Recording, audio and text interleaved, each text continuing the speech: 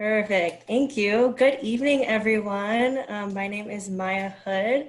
I'm the Student and Alumni Engagement Coordinator for USC's Office of Alumni Relations. I am also a two-time alumna from the university. Welcome to tonight's event, a conversation with Chelsea McLin from Jubilee Books for tonight's Alumni Business Spotlight. It's so nice to see some familiar faces on the call and also some new ones. And for those who are joining later, thanks so much for tuning in. So during this time, the Alumni Association is really focusing our efforts and on programming that is the greatest need to our alumni. And so in an effort to support our alumni business owners, we have created the Alumni Business Spotlight series, where we chat with our alumni entrepreneurs to learn a little bit more about their company and how the Alumni Association can help support them during this time. So we'll begin the program with a conversation with the chair of the Black Alumni Network, which I will introduce momentarily, and a conversation with her and Chelsea herself. And then we'll have some time allotted at the end for a Q&A. So should you have any questions for Chelsea, throughout the program, please feel free to go ahead and use that chat box or just save them for the end. Lastly, this program will be recorded and shared on our Alumni Association YouTube channel for the near future. We also ask that you please keep your mics muted during the interview portion. I also encourage you to adjust your Zoom settings to speaker view. So while you're just seeing my face now, you'll be able to see our featured speaker just momentarily. And I want to make sure that you're able to see her face very clearly. So before I turn it over to Kelsey, I just want to give some of you a short info for those of you who are new to the network. So BAN was established in 2013/2014 with Erika Wells serving as the chair. So the network had fabulous events like Homecoming Weekend and the Black Alumni Brunches. But after some time, the network fell dormant and the group officially relaunched this past February. Yay, shout out there. With Kelsey sort of taking the lead there. So since then, BAN kicked off a few revivals with the Black student and alumni mixer hosted by the BSRC. And they had a small focus group session to gather some new board members. So with the events of the pandemic, BAN really had to quickly adjust to moving things virtual. So since then, we've had 4 very successful and engaging virtual programs. On May 14th, we had Pamela Gray Payton serve as our featured speaker. On June 18th, we had Rod Smith as our featured speaker. And on July 23rd, BAN hosted the 3rd virtual connection featuring Dr. Keisha Brown. And then on October 29th, we had a wonderful conversation featuring our very own Elisa Price-Fagan as well. All right, so let's get started. I'm happy to introduce the sitting chair of the Black Alumni Network, Kelsey Dantu. Kelsey graduated from USD in 2019 with a degree in anthropology. Shout out to you. And she was also part of the USD women's soccer team. So shout out to another student athlete. Hey, hey. With that, I will hand it over to Kelsey, who will be moderating this conversation this evening. So Kelsey, I see you're unmuted. Go ahead and take it away from here. Thank you, Maya. I appreciate it. Thank you, everybody, to joining tonight. It's going to be a great chat with Kelsey and Chelsea. We didn't plan that. But we're really happy to have you. But before I jump in and get to talk with Chelsea, I do want to give a shout out to my 2 committee members who are on the call. Elisa Brown, AKA Trish Brown, she's on the call. Trish, if you want to do a quick wave. Hey, good evening, everyone. Thanks, Trish. And then we also have Mark Jones, who's on the call with us as well. Thanks, Mark. Great, so I'm excited for this because this is really the beginning of so many more Black alumni business spotlights. And I think it's a great thing to highlight, again, not just an alum, but a Black alum who owns a business. So Chelsea, we're so happy to have you tonight. And she's actually zooming in from Maryland, right, Chelsea? Yep, Great. Silver Spring, Maryland. There we go. Okay, that's awesome. So we're going to jump right into it. Chelsea is an English major and an ethnic studies minor who graduated in 2017 from USD. She recently opened a small pop-up and online bookstore called Jubilee Books. And with this shop, she seeks to celebrate voices that often go unheard and ignored. I kept her intro short because she's obviously going to be talking a lot more about herself and her business throughout this chat.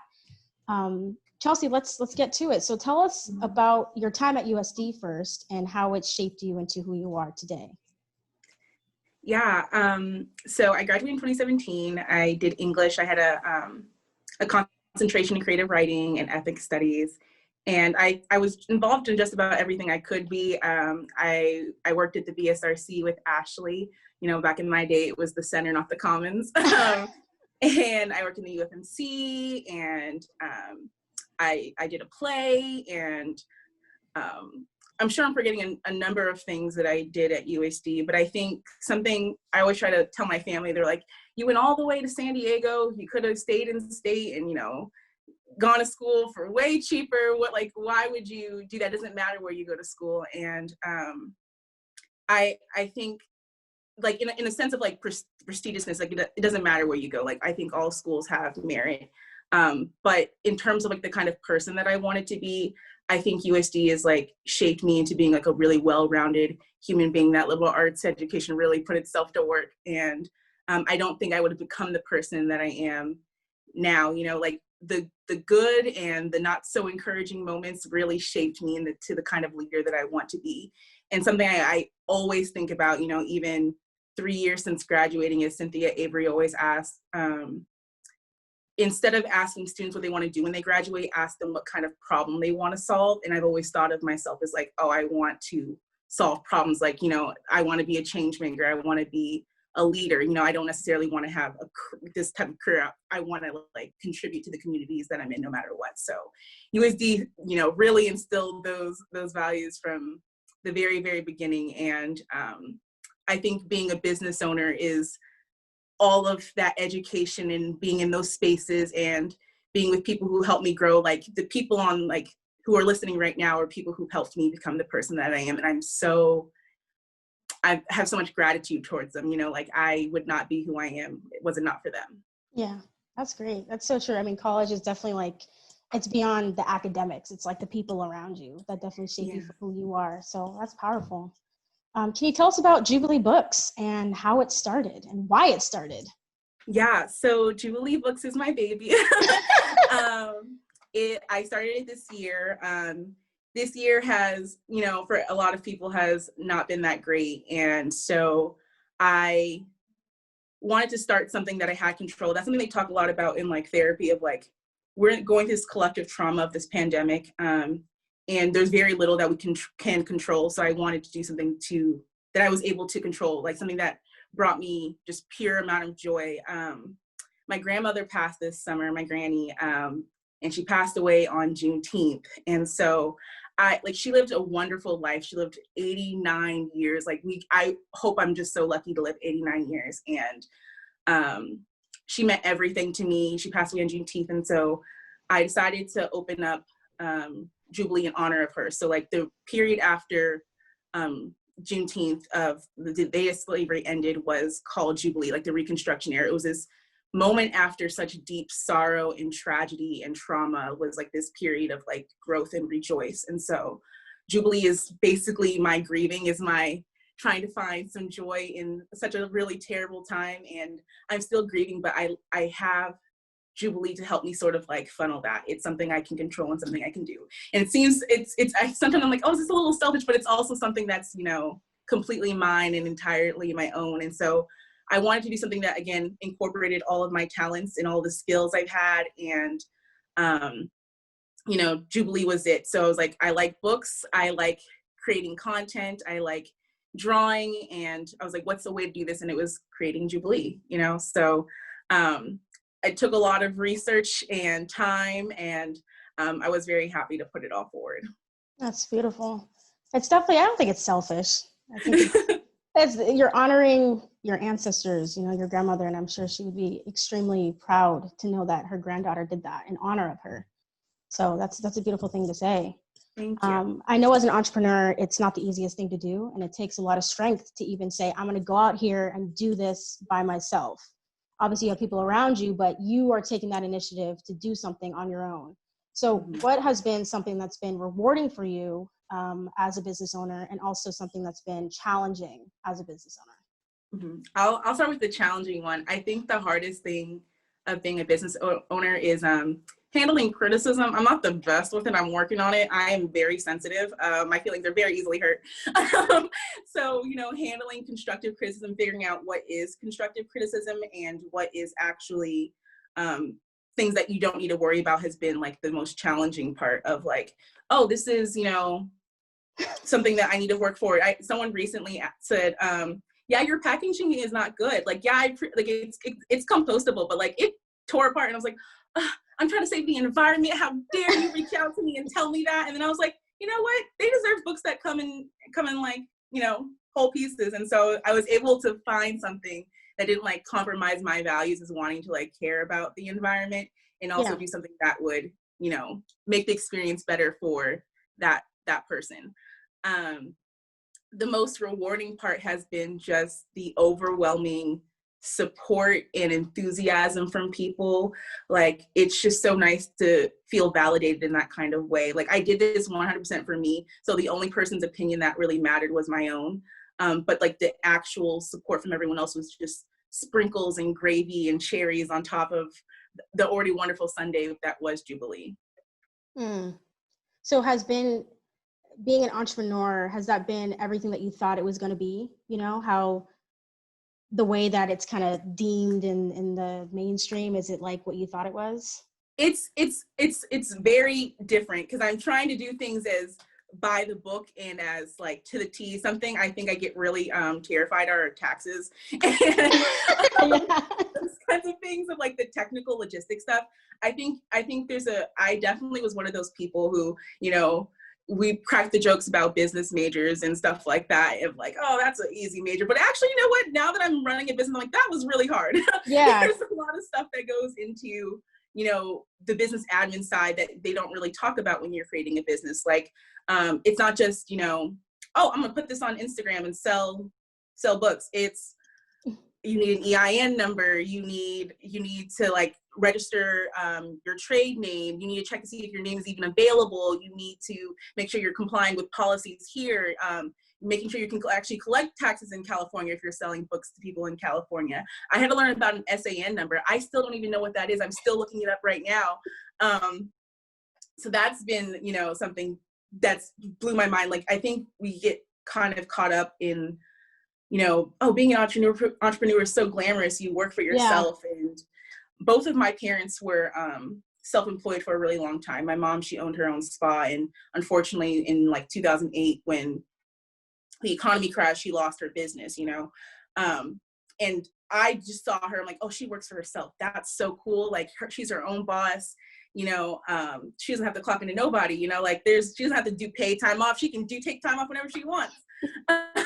But like, it was so much more than that. She was carrying like a huge, you know, burden on her shoulders of like, I am responsible for signing people's paychecks and making sure I have enough inventory and making sure my taxes are correct, because she's like, I don't want Uncle Sam coming after me, you know, like, so right? It was a lot of things that I didn't see, you know, from being her child that like really made her business flourish and stuff, you know, like I really understand now why people always say like, oh, businesses, it's so easy for them to fail. It's like, how? You know, it has to do with your own stamina. It has to do with your own energy and drive. And really, if you think about it, has a lot to do with access to knowledge and information, you know, like, and I think about a lot of young Black and brown people who don't have that access to that sort of education. And I think being a student at USD and being in the things that I was involved in, like being a McNair scholar and doing undergraduate research, really prepared me to like really seek out the channels to start Jubilee, to think like, this is what I need to do to prepare myself of like, you have to do your QuickBooks and this is where you have to go to do these kinds of things. I wouldn't have thought of doing all that added research had it not been for like my you know, upbringing up at USD. Yeah. So what kind of, I guess, research or resources did you choose? You know, what books did you read to educate yourself as a business owner? And I don't know about y'all, but I'm on YouTube all the time. I'm always trying to find people to listen to and educate myself. So was YouTube your best friend through this process? Like, who are some people that was like, I had to listen to them to understand how to do this thing? Yeah, so I'm actually really fortunate. So I'm one of the very few people who is now doing something that their degree specifically studied. So I I work for the Association of Writers and Writing Program. That's my Yeah. full-time job. And I've gotten to meet a lot of literary agents and small press publishers and literary magazines. And I've learned a lot from them, and sort of hanging out with those people sort of channeled me into like, oh, these are avenues. So like Facebook has really wonderful community groups that you could be a part of. So I'm a part of a bookseller group there, and I'm a part of a pop-up mobile shop. So that's the unique part about Jubilee, is that it's not a traditional brick and mortar. So because that is a huge overhead cost that I am not prepared for at the moment, but you know, I'm able to sell books at studios or flea markets and things like that in online. So I had to find something that was very, very unique. And Facebook allowed me to do that. You know, YouTube allowed me to do that, to find those very niche groups of like, oh, who are people that are just selling books out of their homes? You know, like here's a few of those are, instead of the, you know, traditional like, you know, Barnes and Noble type establishments. I in my like search, I actually ended up finding a woman who sells books on her tricycle in her area. She's the only bookstore to exist, Black-owned bookstore to exist, and she sells it on her bike, which I think is wonderful. Wow, that's dope. I mean, it just shows a business could be anywhere at any It could time. be anywhere. Yeah, anything can be a business. So you talked about something before with your parents being self-employed. Mm-hmm. And something that kind of came to my mind was like, okay, as an entrepreneur, you have to put so many things before yourself. But when do you put yourself first? So like, what has your self-care been like during this whole process? Because I know that could be a lot to take in. Yeah, something I think about is I think being really honest about like what I can do in a day. So like, again, I am a full-time person working from home, you know, during this pandemic. And I think, you know, if I just wake up, that's an accomplishment. That's what's been like, I'm like, yep, I woke up today and I put my pants on. Like that was an accomplishment. And that's something I could, you know, say like, okay, today was good. And I think that's just been helpful with self-care, and just being really patient with myself. And like, I did something really cool. Like not everyone has a pop-up bookstore, you know? So this is something special that I've done, and just really congratulating myself on really small things that I think sometimes we convince ourselves like that's not a big deal. I want to call out Ashley, because it's something that she said really stuck with me. And I remember I was sitting in the BSRC, and I was like, I don't know what to put on my resume. I don't have any skills. And she was like, Chelsea, that's not true. Like you're really good at like communicating, and you make all these posters for the BSRC. Those are skills that I would put down on your resume. And so like that has like shaped me into thinking about like, oh, these little tiny things that I do are things that are worth appreciating, and reminding myself of when a day when I'm having a hard time thinking like, oh, I didn't accomplish anything today. And I was like, no, these small little tiny things that I did amounted to a bigger project. And that's been like how I come to terms with a very stressful day in self-care. That's good, Chelsea. I'm glad to hear that. Ashley Barton said, girl, you're super talented. Thanks, Ashley. So how did it feel to initially put yourself out there though? You know, like when you had it ready to go and you're ready to put it out there, like how did you feel when you were like, okay, I did this, but now I got to tell the world about this?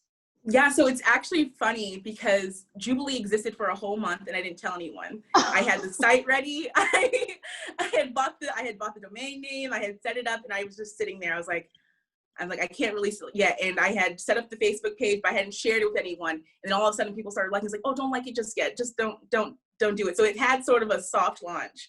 And I started telling more people about it. And I just got to just jump in the pool. I can't keep dipping every single toe and every single finger and digit. I have to just immerse myself into the water. Yeah. And again, I am not good with criticism. I'm a very sensitive human being, soft skin, wear my heart on my sleeve. And it's really been just my friends who've been so supportive and like, wow, this is so great. And then sharing it and, you know, buying sweatshirts and books and stuff, like people I haven't spoken to in years who've like, oh, I bought a book from your site. It's so heartwarming, especially too, because I think the person that I've been from the very beginning is prepared for this moment now. Like, I think when you walk through life treating people really kind and really like being honest and vulnerable and really accepting them, really prepares how they'll treat you when you do something that you want to share and cradle into the world. So like, I feel like I was scared to put it out to the world, but I felt like I had cultivated all these wonderful relationships with people that they would be supportive. Like if I did put something out there and it did crumble, like there would be a lot of people around to catch me, if that makes sense. You were going to be taken care of either way. Yeah. People had your back. Yeah, for sure. That's good. I have a couple questions that people in the registration page, like they put some questions in. So I'm going to read one right now, Chelsea. Someone asked, how do you best set yourself up for each day in terms of time management and setting proper expectations of what can be accomplished in one day? We'll start there. There's another question to that, but how do you do that? How do you deal with that? So I have this thing called like a brain dump to-do list. So I get super bad anxiety about all the things I have to do one day. So I just do a brain dump of all the things I want to get done in a day. And some of it's absolutely realistic. It's unrealistic. It's like, I want to like do my taxes early. Like, let me do that all in one day today. Or let me reach out to this organization and like plan, or like, let me do this entire business plan in this day. And I pretty much like write down every unrealistic idea that I have in my head in my notebook. And then I'm like, if I check one off, that's okay. Like, that's good. And so something I do is I break down larger tasks. And this is something I think is really helpful. So I feel like going into a full-time job before you start a business is really helpful, especially like in an office setting, because it lets you see how other organizations like break down their own projects into like smaller tasks and how they handle things from like a global perspective. So like, you know, I worked in an admissions office, and I currently work, you know, in a nonprofit, and seeing how we handle certain large projects helps me with my own business. So I'm able to be like, so this is something that, so like, for example, if I want to update the Jubilee website, what does that actually mean? That's actually kind of a big task. So like, if I don't complete every single subtask in that, I'm like, oh, I can't cross it off my list. So I didn't really get anything done today. So I have to like think about like, oh, what does it mean to update the website? It means to add new inventory to the website. It means to copy edit something. It means to put a tweet about something that we just offered. It's all these little tiny things, and that equals one big project. So if you put the big project in there, like, oh, I'm waiting to check it off, you're going to like psych yourself out and think like, oh, I didn't do anything today. And that's sort of how I set myself up, is like, I have to break down bigger tasks into smaller tasks and see what's actually capable for a single human being. Got it. Being realistic with yourself, right? In that day. Yeah. I like that. We have another question from someone. What was a book you read as a child that sparked your love of reading? So Debbie Allen, who has a wonderful record, everyone knows what she does, but like probably people know her most as Catherine Fox on Grey's Anatomy. She wrote this book called Dancing in the Wings about this tall, skinny Black girl named Sassy with big feet who wanted to be a ballerina. And I read that book until like the pages were like crumbling, unbinding and stuff. And that was my favorite book. And it was so beautifully illustrated and such a good book that I just never put it down. And that was like something I read as like a little girl, like, oh, this is the book and I actually sell it on Jubilee too. So if you want to check it out for yourself, you can. a little plug, you know. Plug. I like it. That book is like so dear to my heart. I love it. Okay, I'll have to check that out. I didn't know that Debbie Allen was an author. Maybe. Yeah. There's so many celebrities out there that make children's books that we don't realize. Like Lupita Nyong'o had Sully, is it? She wrote one. One of those basketball players has a children's book out there. I'm blanking on them too, but it's really nice because you see so much personality in what like those celebrities care about. Like Debbie Allen, obviously she would make a book about a dancer, you know, like it's so unique to her, and it's so wonderful to share to some.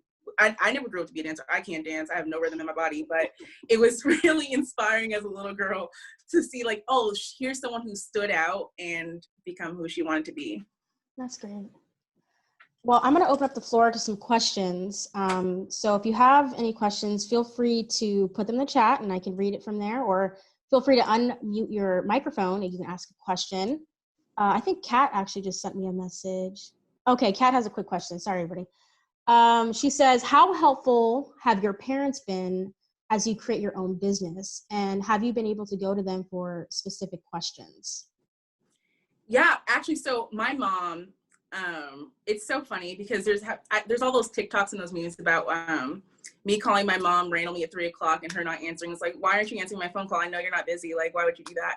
And so it's been me calling her every single time. I'm like, Mom, do you think this is okay if I put this out here? Like, I was like, Mom, what's an EIN? Like, it's me calling her for every single thought that crosses my mind. And I know she's at work, but she's always there for me.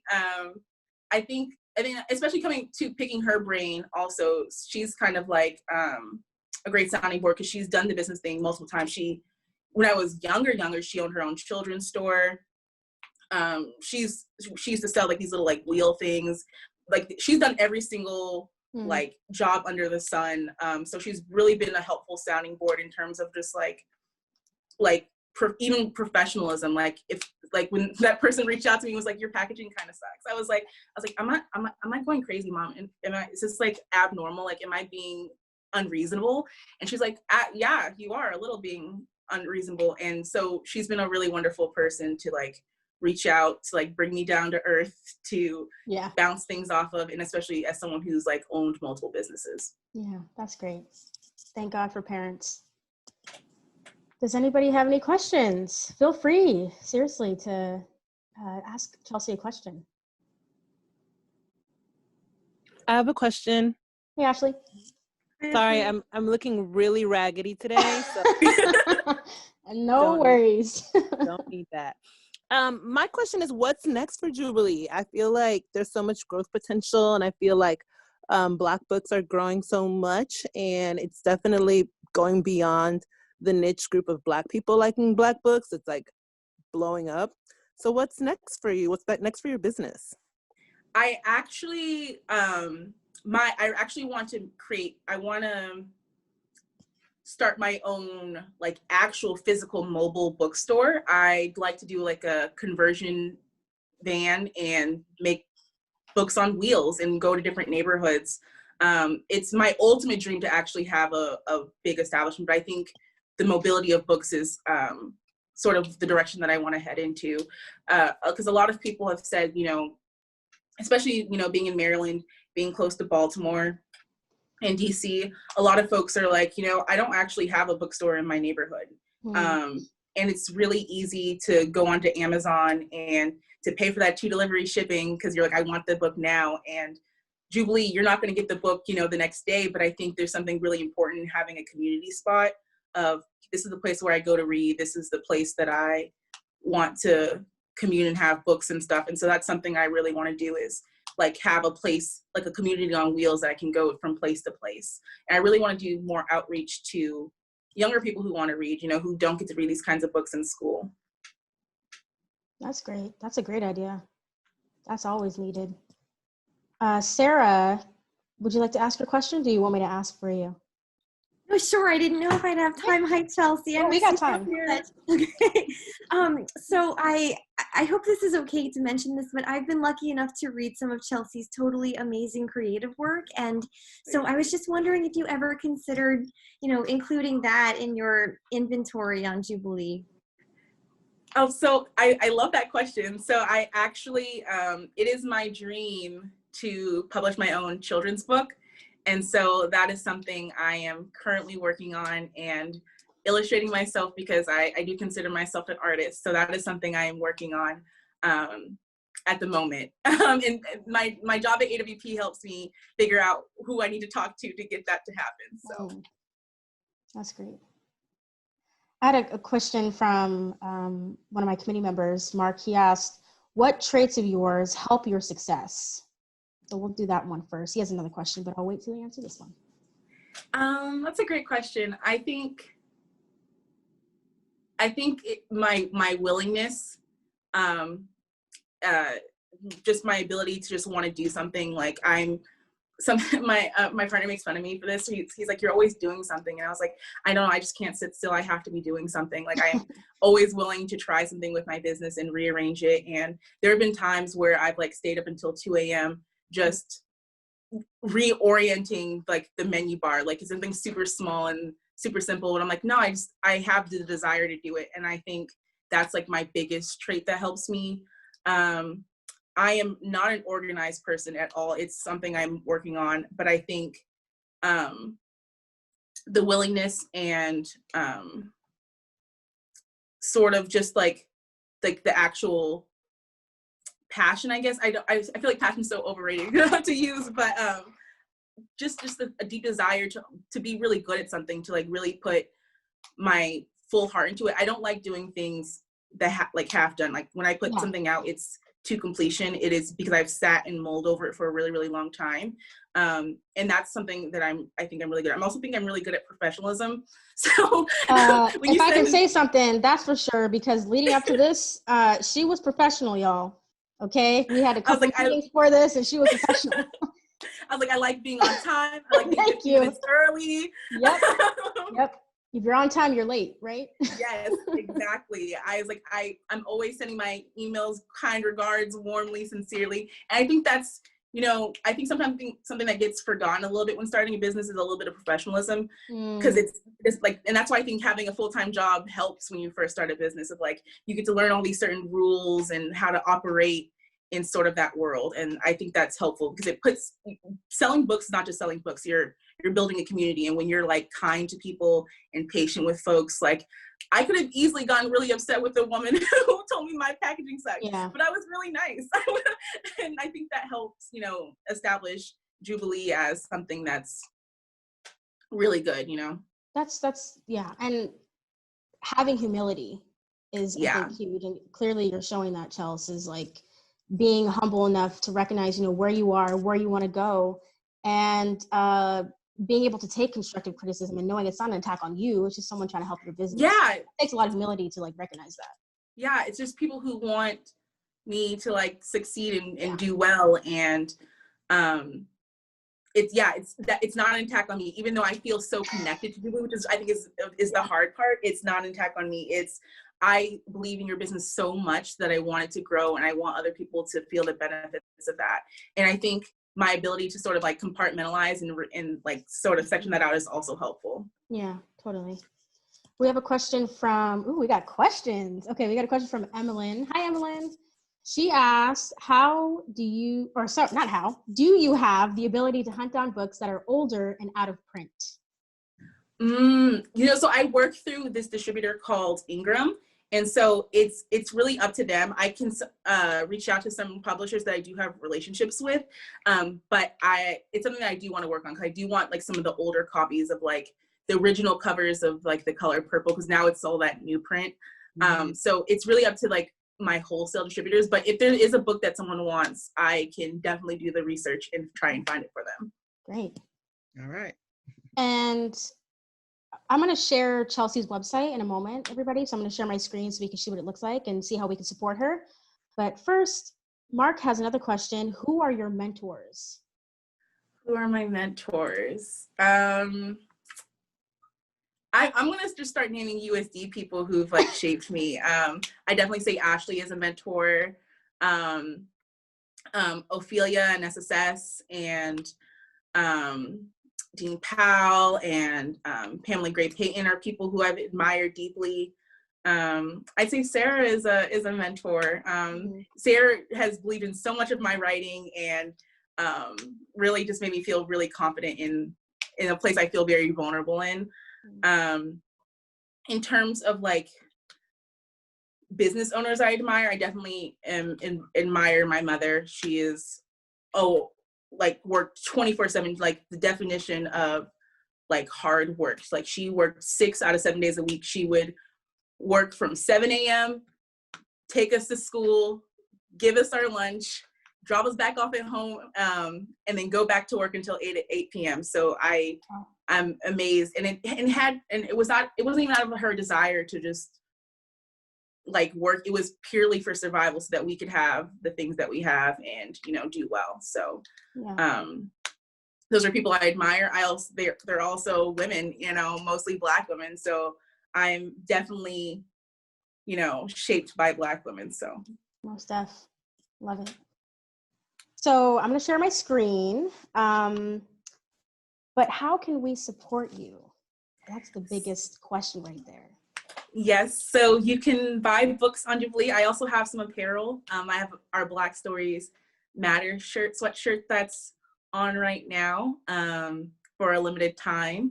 It's something I designed myself, so those are my art skills at work. I actually have a special Torero discount code, so if you use the code Torero, you can get a % off on anything on the site. So just, purchasing from my bookstore, sharing it. If you see me post something, that's helpful, liking something, commenting and engaging. So more people know about Jubilee. This is great. I love the colors. Thank you. Yellow is my favorite color. It's just joyful. It's sunshine. Golden. It's like the perfect color for this site. Thank you. Oh, that's great. Thank you for sharing, Maya. Does anybody have any other questions for Chelsea? Hey, Chelsea, it's Valisa here, aka Trish. Thank you for tonight and everything, Chica. Question, coming up, I know, certain months, do you do certain books pertaining to that month? Like, for example, Black History Month, Latino Hispanic Month books or authors? Anything of that matter each month? Would you plan to do anything like that? Yeah, so I had books featured on my site for Indigenous Peoples Day, and I had a whole thread of books for Mexican Independence Day. So a lot of the content I do feature is, geared around what time of year it is, and I hope to continue, even though I've only been around for half the year. So that's something I'm looking forward to doing, is more themed stuff. I've done a lot of posts that are themed around, because I don't want, Jubilee books just to be about the books that I'm selling, but more so about the content that I'm putting out into the world. So a lot of the content has been themed around the year. Chelsea, do you have any social media sites like Instagram, Twitter? Yes. So Instagram, you can follow us at Jubilee Books. Twitter, it's Books Jubilee, and then Facebook, it is Jubilee Books. Okay. And to everybody who's been on this call and those who registered, we will send a follow-up email with all of Chelsea's information as well. So we'll make sure you get that.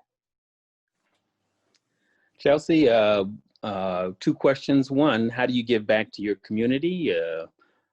Funds, time, talent, whatever you do to help out. And second question is, as we leave coronavirus 2020, what are your goals for 2021?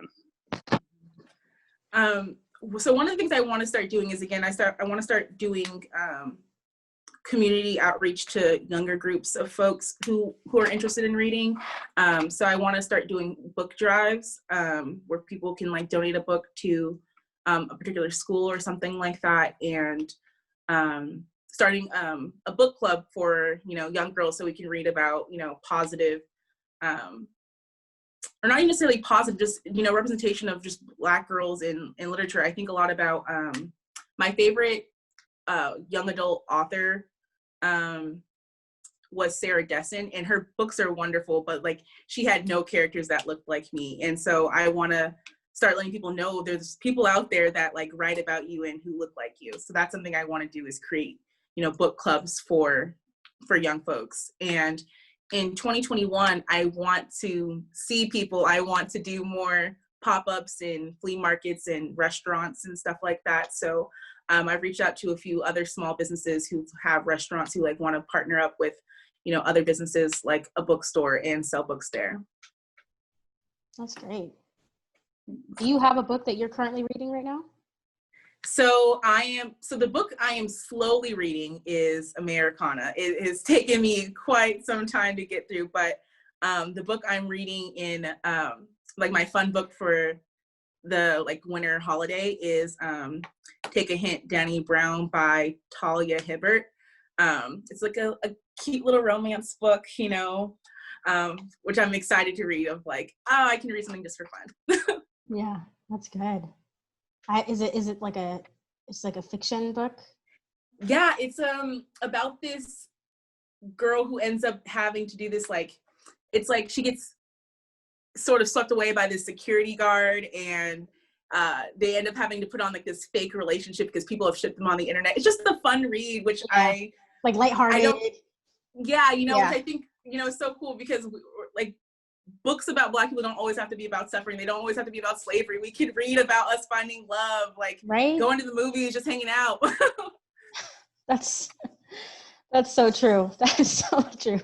I was having a conversation with actually a student not too long ago, and she was like, you know, sometimes, because a lot of times like Black art is always about, you know, trauma and like we're so much more than that, you know, we bring so much more to the table. And she's like, sometimes I just got to watch animals. I got to watch like Tom and Jerry. I got to watch like people who aren't humans. To, like, that.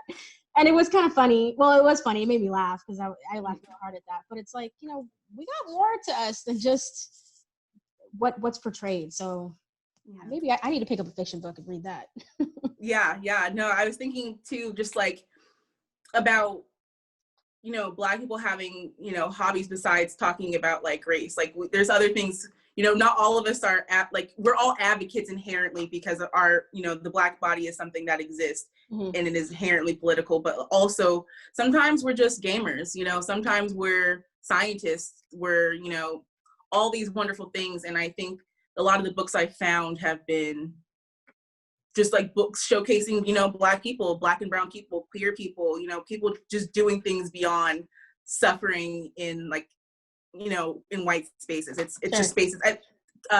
Toni Morrison talks about this. She's like, I'm not interested in what white people think about. I'm interested in how Black people live when white people aren't there. And that's something I really hope to share with people. I like that. Well, this was fantastic. If no one has any other questions, I have to say a hello to Alicia Price-Fagan. Hi, Alicia. You're muted. Happy holidays, everyone. Good to see everyone. Good to see you too. I enjoyed it. It was very, and to find out that you're in Maryland. That's right. I live in Washington, D.C. Oh, okay, wonderful. So I was really interested in hearing what, you know, about your pop-up and the idea of a mobile kind of bookstore. Oh, thank you. Yes, I'm really excited about it. Sounds great. Perfect. All right. Well, Chelsea, I just want to say thank you so much for giving us your time and to share your business. And I'm so interested in purchasing a book. I definitely will be doing, especially with that promo code. I'm going to use that discount. But this has been such a pleasure. And I just appreciate you just sharing your time with us. Like, for real, this is great. I am so grateful for you. I'm so grateful for my USC community. Like I can just start crying right now. I'm just so moved. I'm gonna cry. I'm just so grateful for like the opportunity to like share my business with everyone. And the support has been like really wonderful and super appreciated in such a like difficult time. So. Oh, of course. Great. Thank you. I hope everybody has a safe and happy holiday season. And BAN, we look forward to doing more, again, like events like this. So please stay tuned to BAN. You can stay in touch with us via our Facebook page, our LinkedIn page. Also check our Alumni Association website often, and along with other communication that you'll hear from myself and my committee members. Again, we'll follow up with an email with the resources and the information of Chelsea's pop-up shop so you guys can get her book in time with her promo code.